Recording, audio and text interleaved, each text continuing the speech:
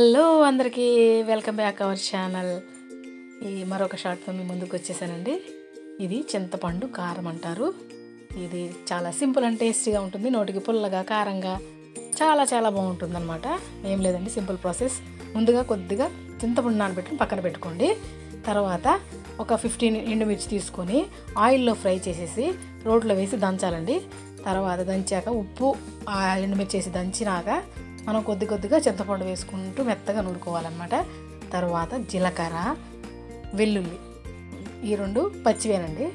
ఇవి లాస్ట్లో వేసి దంచేసి ఒక్క ఉల్లిపాయ ముక్కలుగా కట్ చేసుకుని అది కూడా వేసి ఒకసారి అలా దంచేసేస్తే సింపుల్ అండ్ టేస్టీ రోటి పచ్చడి చింతపండు కారం అంటారండి. చాలా బాగుంటుంది. నోటికి పుల్లగా కారంగా చాలా ఎమ్మీగా ఉంటుంది. రోట్లో చేశాక రోట్లో అన్నం తినకపోతే ఏం బాగుంటుంది చెప్పండి. అందుకని లాస్ట్లో ఫినిషింగ్ టచ్ అనమాట. చాలా బాగుంటుంది. ఎప్పుడు రోటి పచ్చడి చేసినా మా అమ్మ అలా మా అందరికీ కలిపి పెడుతుంది ముద్దలో.